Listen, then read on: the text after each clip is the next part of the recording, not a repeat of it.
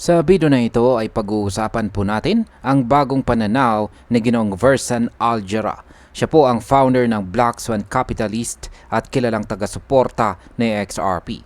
Sa kanyang inilatag na framework, ipinakita niya kung paano nakikita si XRP bilang tinatawag niyang neutral liquidity bank na siyang magbubukas ng mas malaking papel sa global settlement structures. Ngayon, ang pinakatanong po natin dito ay ano nga ba ang ibig sabihin nito at paano po ito makakaapekto sa presyo ni XRP. Kaya yan po ang siyang ating pag-uusapan sa video na ito. Pero bago po tayo magpatuloy ay pakibasa na lamang po muna ang disclaimer dito po sa ibaba ng ating screen. Ayan, simulan po natin sa kung ano po ba ang ibig sabihin ng pagiging neutral liquidity bank ni XRP. Ayan. Ayon po rito kay Ginoong Versan, si XRP ay nagsisilbing tulay or bridge sa pagitan po ng fiat currencies at saka digital assets. Sa madaling salita, si XRP po ang neutral na mekanismo or mechanism na ginagamit para sa settlement at hindi po nakatali sa kahit anong jurisdiction o bansa. Dahil dito, nagiging possible ang seamless cross-border transactions na mabilis at saka mura.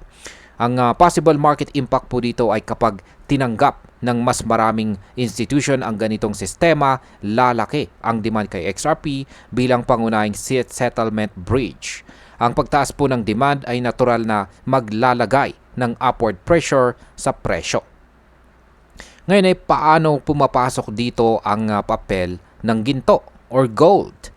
Kaya binanggit din dito ni Ginong Versan ang tungkol sa gold. Para sa kanya, ang ginto or gold ay nananatiling ultimate store of value.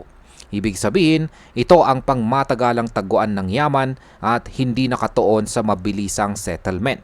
Ang ginto ay nagsisilbing pundasyon ng seguridad at stability sa mas malawak na financial system. Sa market impact, dahil hindi ginagamit ang ginto or gold para sa short-term settlements, hindi nito direktang pinipilit ang market ng digital assets gaya ni XRP. Ngunit nananatili itong mahalaga bilang pananggalang ng value lalo na sa panahon ng financial uncertainty. Ngayon ay ano naman ang papel ng mga stable coins? Ayan, sa framework na inilatag, malinaw po ang posisyon ng stable coins bilang suporta lamang. Ang kanilang pangunahing role ay magbigay po ng liquidity para maging mas efficient po ang settlement flows. Hindi po sila ang sentro ng sistema kundi ginagamit para tulungan sa XRP na mas gumana ng maayos bilang settlement bridge. Sa market impact, dahil po sa paggamit ng stablecoins bilang liquidity support, mas tumitibay ang settlement corridors. Ang resultang efficiency ay nagdudulot po ng mas maraming transaction na dumadaan kay XRP at ito ay nagdaragdag ng kanyang demand. Sa huli, ito ay positibong signal para po sa presyo. Ano naman ang implikasyon nito sa presyo ni XRP? Sa pananaw po ni Ginong Versan, ang reliance sa stablecoins para sa settlement ay nagtutulak ng mas mataas na usage kay XRP. Dahil dito, mas tumataas po ang pressure na umangat ang kanyang presyo. Dito po natin nakikita ang malinaw na ugnayan sa pagitan po ng adoption at saka market performance ni XRP. Kung patuloy po siyang kikilalanin bilang neutral liquidity layer sa international settlements, magiging sentro siya ng global payment flows. Ito ay malaking bagay hindi lang para sa kanyang ecosystem kundi pati na rin sa kanyang market value.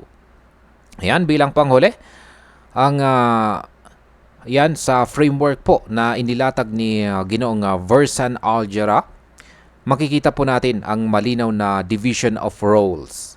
Ang gold or ginto ang store of value, ang stable coins ang nagbibigay ng short-term liquidity at si XRP naman ang neutral settlement bridge. Kung magiging realidad or katotohanan ang ganitong sistema, lalong tatatag ang posisyon ni XRP bilang mahalagang bahagi ng global financial architecture. Para sa akin, Ang ganitong uri ng pananaw ay nagbibigay po ng matibay na dahilan kung bakit patuloy na nakikita sa XRP bilang susi sa cross-border payments at bakit posibleng mas lumakas pa ang kanyang presyo sa mga darating na panahon. At ayan, hanggang dito na lamang po tayo sa video na ito mga ka-crypto. Marami pong salamat sa panonood. Ingat po tayo lagi at God bless po sa ating lahat.